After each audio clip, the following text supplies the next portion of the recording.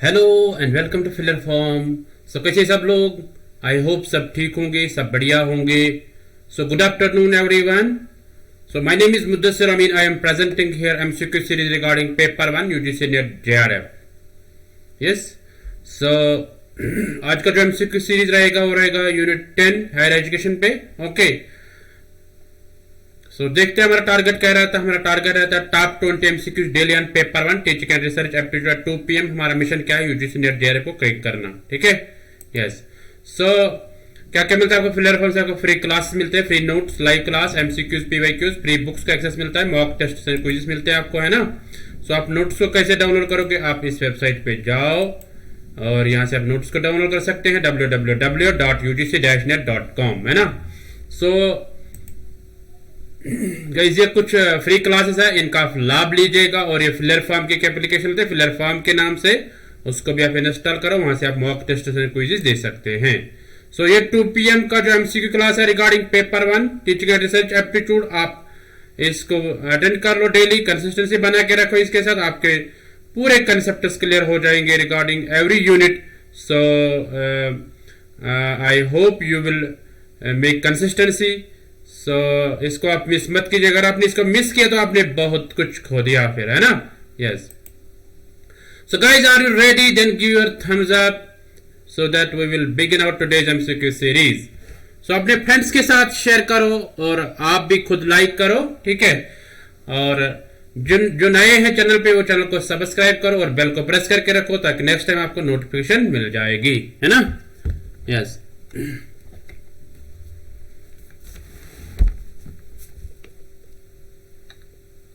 तो शेयर करो सब।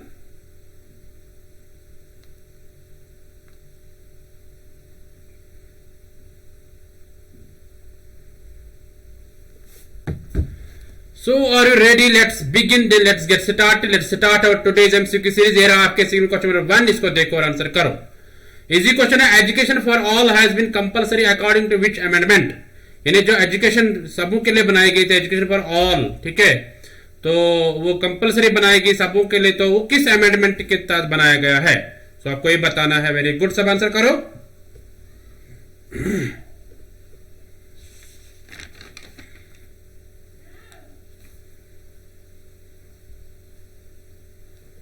बहुत अच्छा, सबों का आंसर आना चाहिए। वेरी गुड, ऐसे तुरंत आंसर करो सब।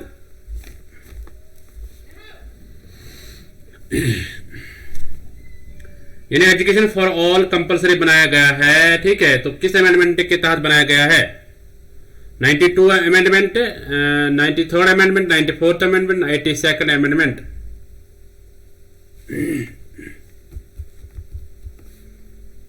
Very good.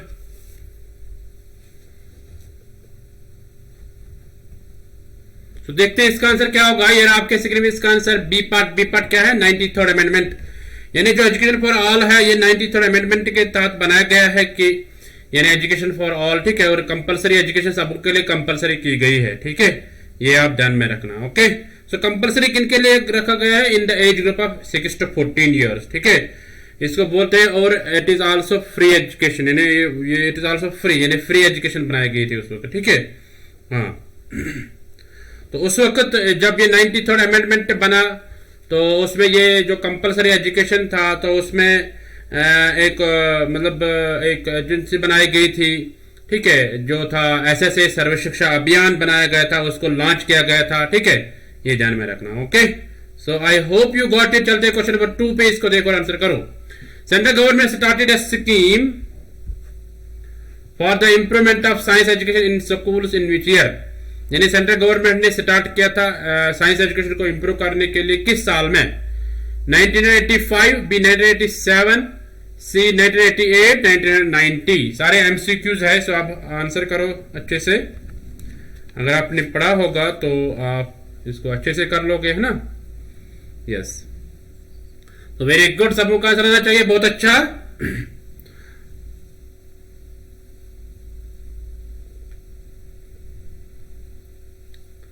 तो देखते हैं इसका आंसर क्या होगा। ये रहा आपके स्क्रीन पे इसका आंसर सी पार्ट क्या है? 1988। यानी सेंट्रल गवर्नमेंट ने स्टार्ट की एक स्कीम साइंस एजुकेशन को इंप्रूव करने के लिए, ठीक है, स्कूल्स में। तो वो उन्होंने किया था कब, 1988 में। Okay, so I hope you got it. चलते क्वेश्चन नंबर 3 पे, इसको देखो आंसर करो। Which type of education is given to the age group of 15 to 35 years?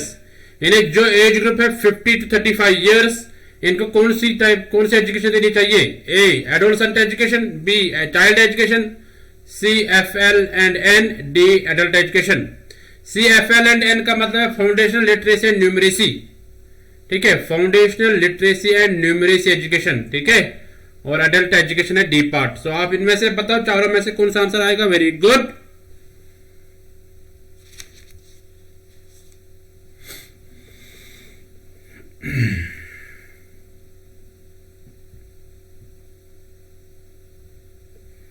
चलो देखते हैं इसका आंसर क्या होगा। ये आपके स्क्रीन पे इसका answer D part adult education, यानी जो 15 तक होती है एजुकेशन तो वो आती है चाइल्ड एजुकेशन, है ना। हाँ, that means 6 year 7 years 8 years 9, जो तो चाइल्ड एजुकेशन आती है, ठीक है। तो उसके बाद मतलब जो 15 to 35 इसमें आते हैं जिन्होंने एजुकेशन जो स्टैग्नेशन होती है, या हम बोलेंगे कि ड्रॉप आउट होगा, ठीक है, तो उसको हम क्या करते हैं, फिर हम उसको एडल्ट एजुकेशन देते हैं। ओके, सो ये सारे इनको हम बुलाते हैं फिर, है ना। हाँ, तो फिर उनको एडल्ट एजुकेशन दी जाती है इस एज ग्रुप में, ठीक है। हाँ, तो जो एडल्ट एजुकेशन जो है इसको बनाया गया है फर्स्ट 5 ईयर प्लान में। ओके, सो विलेज लेवल पे इनको काम करना था, ठीक है। सो आप इसको ध्यान में रखना। So I hope you got it. चलते क्वेश्चन नंबर 4 पे, इसको देखो आंसर करो। The scheme of non formal education was launched on an experimental basis from which plan and on regular basis from which plan? यानी जो non formal education launch की गई थी एक्सपेरिमेंटल बेसिस पे, यानी इसको ट्रायल दिया गया था कि यानी ये चलेगा, नॉन फॉर्मल एजुकेशन चलेगी या नहीं चलेगी, ठीक है। तो किस प्लान के अंडर इसको बनाया गया था, ठीक है, और फिर रेगुलराइज किस प्लान को पे किया गया था नॉन फॉर्मल एजुकेशन को, ठीक है। 2 प्लान आपको बताया, एक तो किस प्लान के अंडर बनाया गया था, ठीक है, दूसरा बताना आपको कि रेगुलराइज किस प्लान पे किया गया था। A 5th plan and 6th plan, B 6th plan and 7th plan, C 7th and 8th plan, D 9th and 10th plan. So आप सब आंसर करो। Very good.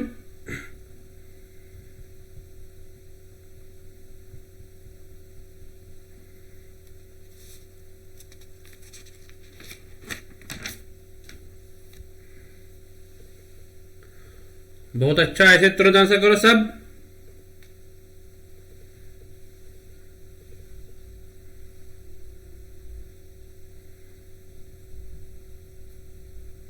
सो देखते हैं इसका आंसर क्या होगा। ये रहा आपके स्क्रीन पे इसका answer, B part 6th plan and 7th plan, यानी जो नॉन फॉर्मल एजुकेशन है उसको लॉन्च किया गया है 6th प्लान के अंदर, ठीक है, और फिर रेगुलराइज इसको किया गया है 7th प्लान के अंदर। ओके, सो यानी रेगुलरली इसको बढ़ाया गया है, यानी बढ़ावा दिया गया है फिर 7th प्लान में। Okay, so I hope you got it. चलते क्वेश्चन नंबर 5 पे, इसको देखो आंसर करो। What is the literacy rate among women as per the census 2011? 2011 के तहत लिटरेसी रेट क्या है अमंग वुमेन, ठीक है। फीमेल्स के मतलब फीमेल्स में क्या लिटरेसी रेट है, तो ये आपको बताना है। ए 63.46%, बी 64.46%, सी 65.46%, डी 70%। तो सब आंसर करो। Very good.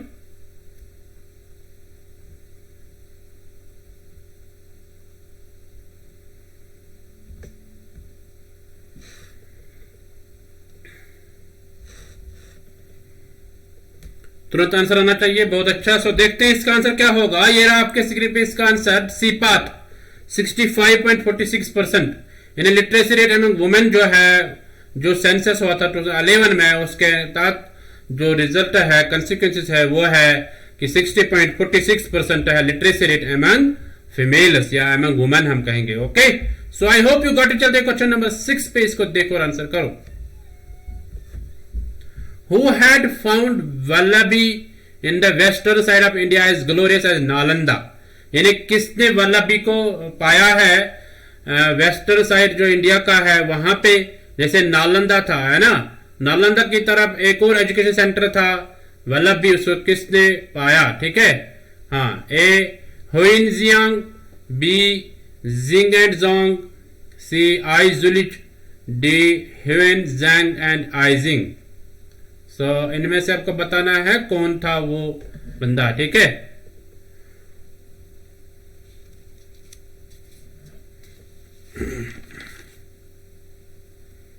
वेरी गुड, सबको आंसर आना चाहिए, बहुत अच्छा।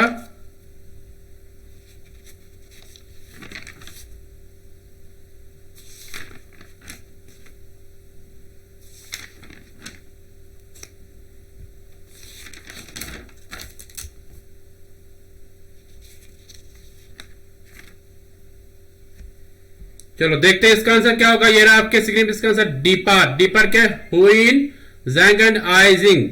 सो ये दो चाइनीज बंदे थे, उन्होंने वल्लभी को पाया था कहां पे? वेस्टर्न साइड ऑफ इंडिया में, जैसे नालंदा था, ठीक है। हाँ, ये ध्यान में रखना, ओके।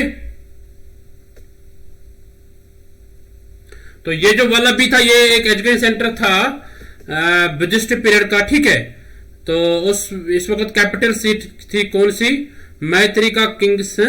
ये बिटवीन 475 775 एडी में डेवलप किया गया है, ठीक है। 475 to 775 एडी में इसको डेवलप किया गया है, ठीक है। सो ये ध्यान में रखना आप। तो ये भी जैसे नालंदा था, नालंदा यूनिवर्सिटी जैसी थी, तो ऐसे वल्लभी भी थी, ओके। सो आप ध्यान में रखना। So I hope you got it. चलते हैं क्वेश्चन नंबर 7 पे। ये देखो, इसको आंसर करो। The vihara of Vikramshila was established by which emperor? यानी जो विहारा ऑफ विक्रमशिला है उसको एस्टेब्लिश किया गया है किसके बादशाह के दौरा? यानी बाय विच एम्परर, यानी किस एम्परर के दौरा उसको एस्टेब्लिश किया गया है, ठीक है। विक्रमशिला, विक्रमशिला भी ऐसे ही था जैसे वाला भी है ना। हाँ,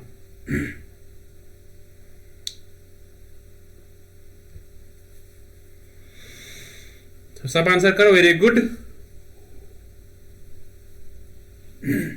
ए है इसमें एम्परर धर्मपाला, बी है एम्परर विक्रमपाला, सी है एम्परर श्यामपाल, डी है एम्परर धर्मवीर।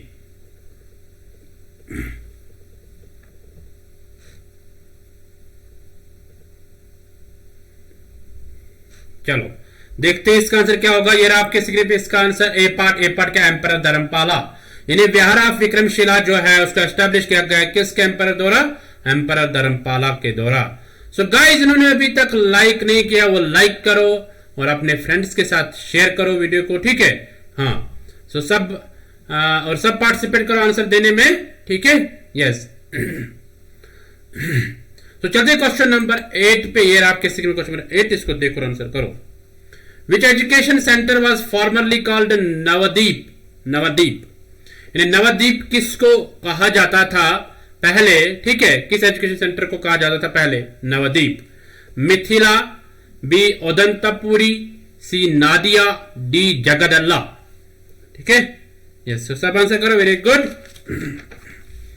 ऐसे क्वेश्चन, ऐसे मतलब जो टॉपिक्स है, नालंदा है, वल्लभी है ना, विक्रमशिला है, उदंतपुरी है, जगदल्ला है, नादिया है, मिथिला है, तो ये सारे जो है इनको आप पढ़ लो अच्छे से, ठीक है। इनसे क्वेश्चन पूछे जाते हैं, ठीक है। यस। सो कौन सा एजुकेशन सेंटर था जिसको पहले कहा जाता था नवदीप? सब आंसर करो, वेरी गुड। तो देखते हैं इसका आंसर क्या होगा। ये रहा आपके स्क्रीन पे इसका answer C part Nadia. Nadia जो उसको फॉर्मरली पहले कहा जाता था नवदीप, ठीक है। ये जो लोकेटेड, ये कहां पे वाक़ा है? ये क्या नादिया जो है ये है गंगा और जो जलंगा रिवर्स है ना बंगाल में, तो वहां पे ये सिचुएटेड है, ठीक है, नादिया। हाँ, ये भी एक एजुकेशन सेंटर है।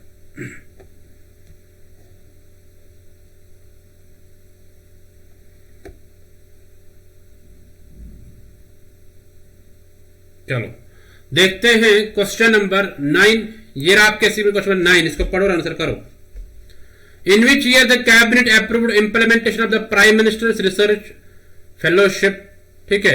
यानी किस साल में कैबिनेट ने अप्रूव किया है PMRF यानी प्राइम मिनिस्टर रिसर्च फेलोशिप? इसको कब अप्रूव किया गया है, किस साल में? सब आंसर करो, वेरी गुड।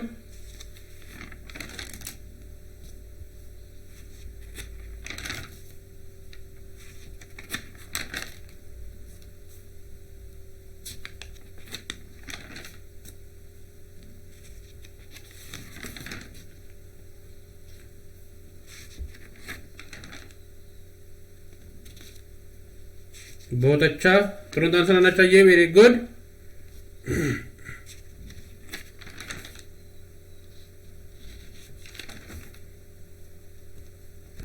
तो देखते हैं इसका आंसर क्या होगा। ये रहा आपके स्क्रीन पे इसका आंसर, बी पार्ट, फरवरी 2018। यानी कैबिनेट ने अप्रूव किया है प्राइम मिनिस्टर रिसर्च फेलोशिप, जो आईआईटीज एंड आईएससी स्टूडेंट्स को दी जाती है ना, जो पीएचडी करते हैं उनमें आईआईटीज में और आईआईएससीज में, तो वहां पे प्राइम मिनिस्टर रिसर्च फेलोशिप दी जाती है। ठीक है, तो इसको कब अप्रूव किया गया है? इसको अप्रूव किया गया है फरवरी 2018 में। Okay, so I hope you got it. चलते क्वेश्चन नंबर 10 पे। ये आपके क्वेश्चन नंबर 10, इसको पढ़ो और आंसर करो। वेरी गुड, ऐसे आंसर करो सब।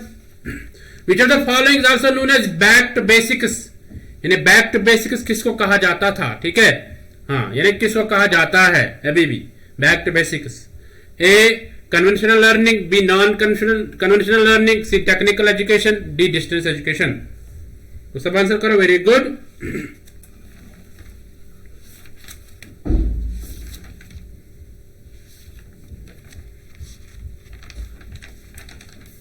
बैक टू बेसिक्स किसको कहते हैं ये बताना आपको।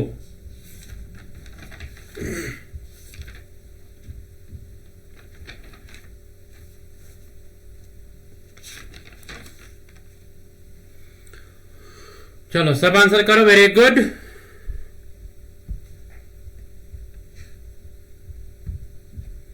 सो देखते हैं इसका आंसर क्या होगा। ये रहा आपके स्क्रीन पे इसका आंसर, ए पार्ट। ए पार्ट क्या है? Conventional learning. यानी बैक टू बेसिक्स कहा जाता था कन्वेंशनल लर्निंग या ट्रेडिशनल लर्निंग को, यानी जो विद इन द 4 वॉल्स दी जाती है एजुकेशन, उसको बैक टू बेसिक्स कहते हैं। ठीक है, हाँ, तो ब्रिक एंड मोर्टार के इर्द गिर्द जो दी जाती है 4 वॉल्स के में जो दी जाती है स्कूल में, कॉलेज में, यूनिवर्सिटी में जो एजुकेशन दी जाती है, that is called conventional learning. ठीक है, सो इसको बैक टू बेसिक्स भी कहते हैं। Okay, so I hope you got it. चलते क्वेश्चन नंबर 11। सो गाइस, जिन्होंने अभी तक लाइक नहीं किया वो सब लाइक करो। ठीक है, उसके बाद हम क्वेश्चन नंबर 11 पे चलते हैं। वेरी गुड, सब लाइक करो। अगर आपको लगता है क्वेश्चन जो अच्छे हैं, लाइक करने के लायक है, तो आप लाइक करो। ठीक है, yes, then we will move towards the next question.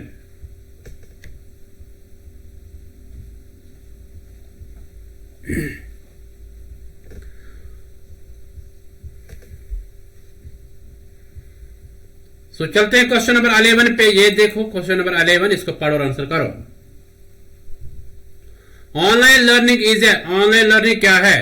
Conventional learning, non conventional learning, C adult education, D distance education. तो सब आंसर करो, वेरी गुड।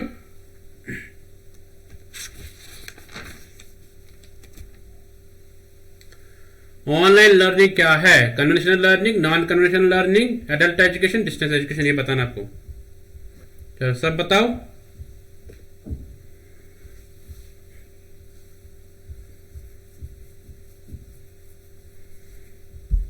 इजी क्वेश्चन, ज्यादा डिफिकल्ट क्वेश्चन नहीं है।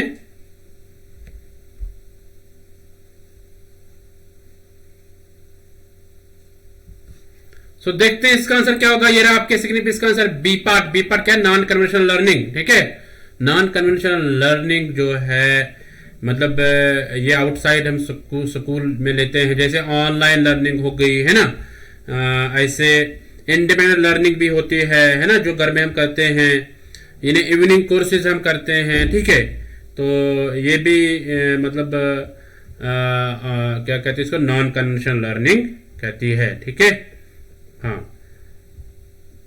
यानी जैसे हम डे टाइम में कॉलेज जाते हैं, स्कूल जाते हैं, तो वो कन्वेंशनल लर्निंग होती है। यानी उसके अलावा जब हम पढ़ेंगे, ठीक है, जैसे इसको हम बोलते हैं नॉन ट्रेडिशनल एजुकेशन भी। ठीक है, यानी कहीं पे भी जो हम हासिल करते हैं education, that is non conventional learning without schools, college and universities. Okay, so I hope you got it. चलते हैं क्वेश्चन नंबर 12 पे, इसको देखो और आंसर करो। The need of value education is, value education की जरूरत क्या है?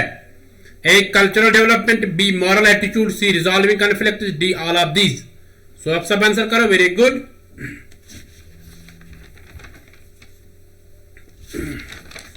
वैल्यू एजुकेशन की क्या जरूरत है, ठीक है।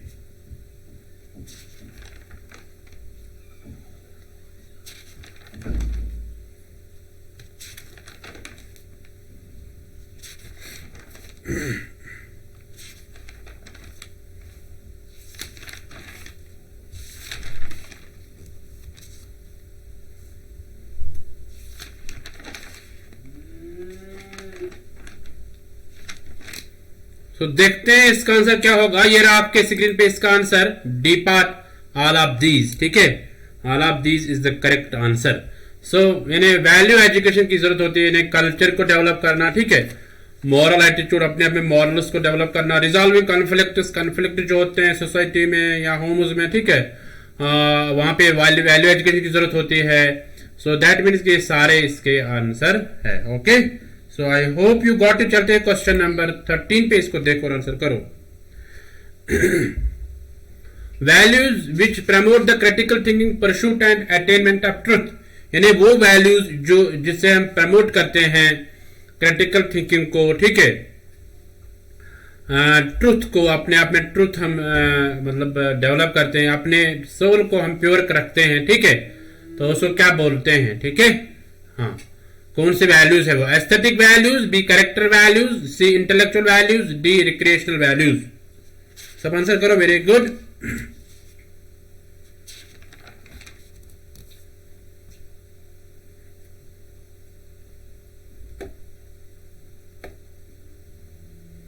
बहुत अच्छा। सो देखते हैं इसका आंसर क्या होगा। ये रहा आपके इसका answer, C part intellectual values, यानी वो वैल्यूज जिनको हम प्रमोट करते हैं, जिनसे हम प्रमोट करते हैं क्रिटिकल थिंकिंग को, परस्यूट को, अटेनमेंट ऑफ ट्रुथ को, ठीक है, उनको कहते हैं हम इंटेलेक्चुअल वैल्यूज, ठीक है।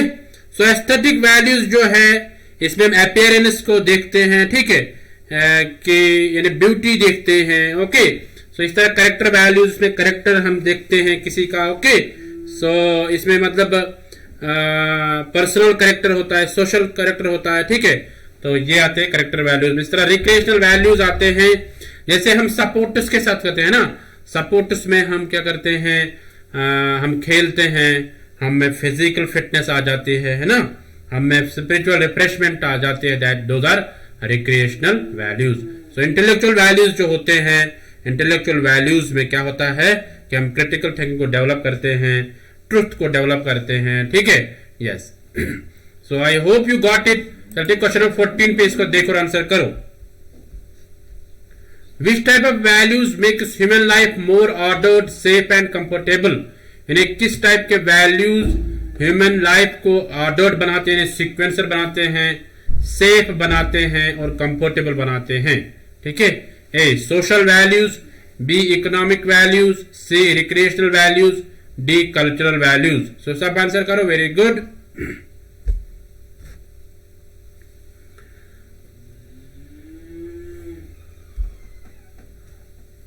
सो किस टाइप के वैल्यूज इंसान को बनाते हैं ऑर्डर्ड, सेफ एंड कंफर्टेबल। सो देखते हैं इसका आंसर क्या होगा। ये आपके स्क्रीन पे इसका आंसर, ए पार्ट। ए पार्ट क्या है? Social values. जो सोशल वैल्यूज जो है, इसमें डिसिप्लिन आता है सोशल वैल्यूज में, है ना, सोशल कन्फर्मिटी आती है, सोशल सेंसिटिवनेस आता है ना, तो सोशल जस्टिस आता है, फेलो फीलिंग्स आ जाते हैं।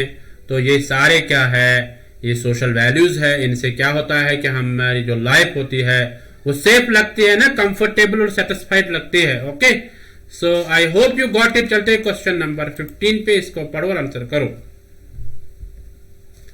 Honesty, truthfulness, kindness, purity and sympathy comes under, यानी ऑनेस्टी जो होती है, ट्रुथफुलनेस जो होती है ना, काइंडनेस जो होती है, प्योरिटी है, सिंपैथी जो होती है, ये किन वैल्यूज के अंदर आती है? Cultural values, B moral values, C bodily values, D social values. तो सब आंसर करो, वेरी गुड।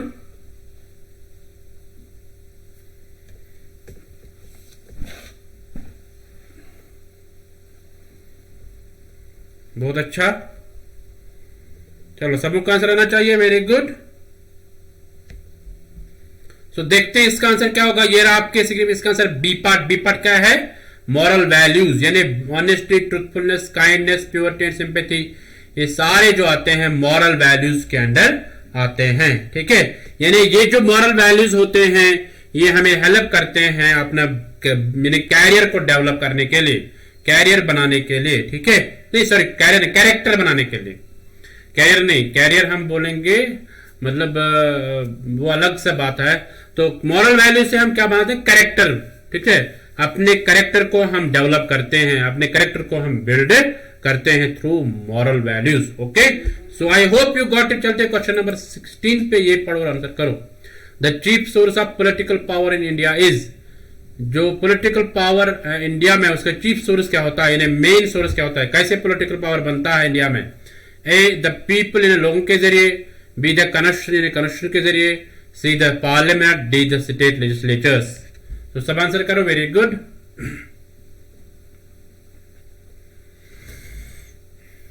ज्यादा डिफिकल्ट क्वेश्चन नहीं, इजी क्वेश्चन ही है ना, बट आपने पढ़ा अगर होगा। ये सारे एमसीक्यूज है।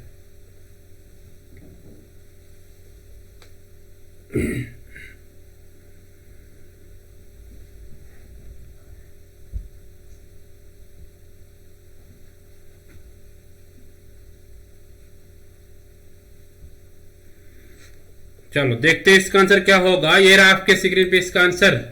ए पार्ट द पीपल है ना, लोग जो है वही सोर्स है, पावर है। पॉलिटिकल को बनाने के लिए, पॉलिटिकल पावर को बनाने के लिए कौन से जिम्मेदार होते हैं, रेस्पॉन्सिबल कौन होते हैं, लोग, ठीक है। हाँ, जब वोट डालते हैं। Okay, yes. सो चलते हैं क्वेश्चन नंबर 17 पे, इसको देखो और आंसर करो। Fundamental duties were incorporated in the Indian constitution by the, यानी जो फंडामेंटल ड्यूटीज है उनको इनकॉर्पोरेट किया गया इंडियन कॉन्स्टिट्यूशन में किस अमेंडमेंट के under. A 32nd amendment, B 42nd amendment, C 44th amendment, D 76th amendment. तो सब आंसर करो, वेरी गुड। चलो सबों का आंसर आना चाहिए, बहुत अच्छा।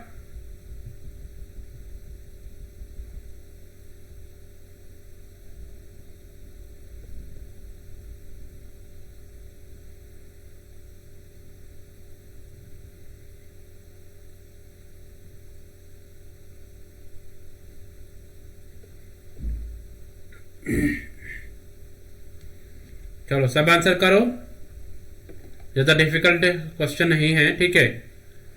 यस, सो देखते हैं इसका आंसर क्या होगा। ये रहा आपके स्क्रीन पे इसका answer. B part, B part क्या है, 42nd अमेंडमेंट, यानी जो फंडामेंटल ड्यूटीज है उनको इनकॉर्पोरेट किया गया इंडियन कॉन्स्टिट्यूशन में किस के अंडर, किस अमेंडमेंट के अंडर, 42nd अमेंडमेंट। सो ये ध्यान में रखना आप, ठीक है।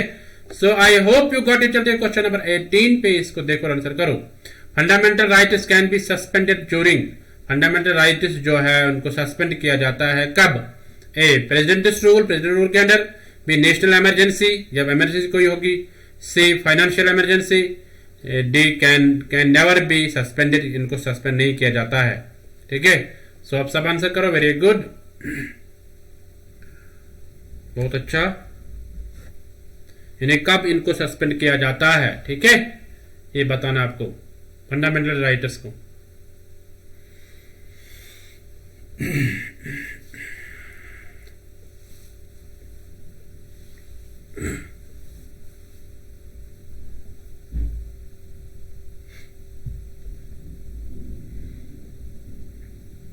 बहुत अच्छा। सो देखते हैं इसका आंसर क्या होगा। ये रहा आपके स्क्रीन पे इसका आंसर।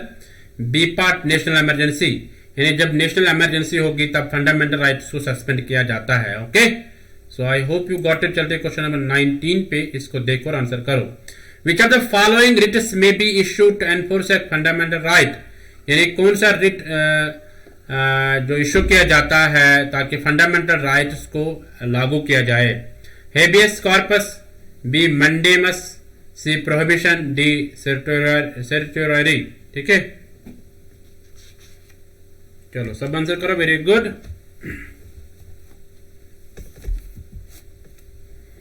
इनको आप अच्छे से पढ़ना, ठीक है। हेबियस कॉर्पस, मंडेमस, प्रोहिबिशन, सर्टोरी, इनको अच्छे से पढ़ो, यहां से क्वेश्चन पूछा जाता है। Okay, yes.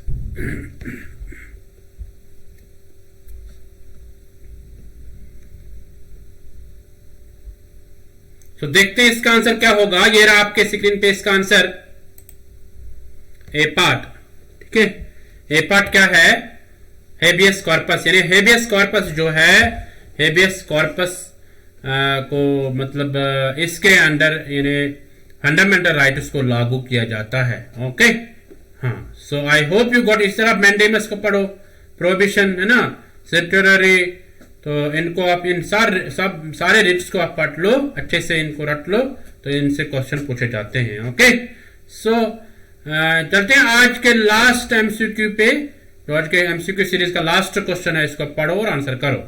By which of the following measures NITI Aayog was established, यानी नीति आयोग जो है इसको किसके द्वारा एस्टैब्लिश किया गया है? ठीक है, cabinet resolution, B parliament resolution, C president, D prime minister, यानी किसके द्वारा इसको एस्टैब्लिश किया गया है? तो सब आंसर करो। वेरी गुड, सबको आंसर आना चाहिए, बहुत अच्छा। सो इंपॉर्टेंट क्वेश्चन है ये, ठीक है। यस,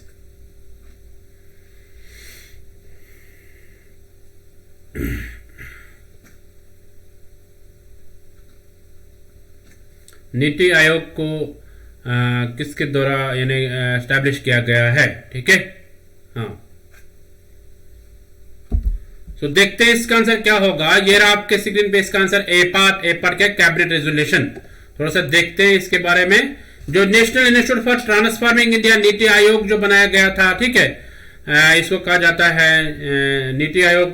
तो इसको बनाया गया resolution of the union cabinet on 1 जनवरी 2015 में। ये भी यहाँ पे क्वेश्चन बन गया है ना, यानी नीति आयोग को कब बनाया गया है? 1 जनवरी 2015 में इसको बनाया गया है under the resolution of union cabinet. ठीक है, हाँ। सो नीति आयोग जो है ये मतलब इसमें ये प्रीमियर पॉलिसी को बनाते हैं, ठीक है। इसमें कुछ थिंक टैंकर्स होते हैं, ठीक है, जो हमें प्रोवाइड करते हैं पॉलिसीज या डायरेक्शन हमें देता है कि कैसे चलना है, कैसे कंट्री को रन करना है, ठीक है, हाँ, फाइनेंस को कैसे चलाना है, ठीक है। तो ये सारा काम होता है किसका? नीति आयोग का, ठीक है। जो नीति आयोग जो है मतलब ये हमें रेलेवेंट टेक्निकल एडवाइस देते हैं, ठीक है, about the centre, states and union territories, ठीक है। सो यानी इसमें थिंक टैंकर्स होते हैं, वो सारा बता देते हैं, सारा प्लान, सारे पॉलिसीज, यानी बड़े बड़े इकोनॉमिस्ट्स होते हैं इसमें। Okay, so I hope you got it. So guys, ये थे आज के टॉप 20 एमसीक्यूज। सो आप वॉच को जीत सकते हैं 22 मई को, आप इसके लिए अप्लाई कर लो, ठीक है। स्मार्ट वॉच है, इसके लिए आप अप्लाई कर लो, ठीक है। सो गाइज, जिन्होंने अच्छे अच्छे कमेंट्स किए थे मैं उनको ले लूंगा, अभी टाइम मेरे पास नहीं आया, ठीक है, मैं देख लूंगा, उनको मैं ले लूंगा, ठीक है। So do not worry. So thank you guys. जो आप नोट्स को कैसे डाउनलोड करोगे, आप इस वेबसाइट पे जाओ, यहां से आप नोट्स को डाउनलोड कर सकते हैं, ठीक है। सो आप अपना फीडबैक दे दीजिए, आपको कैसा लगा एमसीक्यू सीरीज। क्या आपने मतलब अपने व्यूज दे दो, आप अपने ओपिनियन दे दो आप अबाउट द एमसीक्यू सीरीज। सो कैसा लगा आपको? सो कमेंट सेक्शन में आप बता दो, ठीक है। यस, सो ये फ्री क्लास है, इनका लाभ लीजिएगा। और ये एमसीक्यू क्लास जो है 2 PM, इसको आप मिस मत कीजिएगा। अगर आपने इसको मिस किया तो आपने बहुत कुछ खो दिया। तो ये है फिलर फॉर्म के अचीवमेंट JRF अचीवर्स, और ये है net achievers. Okay, net qualify किया है। सो आपका कोई प्रश्न होगा पूछ लो, ठीक है, और आप भी मेहनत करते रहो, आपका नाम नेक्स्ट टाइम लिस्ट में आ जाएगा। ओके, यानी आपको बहुत हार्ड वर्क करने की जरूरत है। Okay, yes. सो आज भी आपको पता चला होगा कितने हार्ड वर्क करने हैं, ठीक है, हाँ। तो सो थैंक यू गाइस, मिलते हैं नेक्स्ट एमसीक्यू की सीरीज में। तब तक के लिए टाटा बाय बाय, ठीक है। यस, सो अपने फ्रेंड्स के साथ शेयर करो इस वीडियो को, ठीक है, वो भी देखेंगे, ठीक है, हाँ। सो बाय बाय, टेक केयर।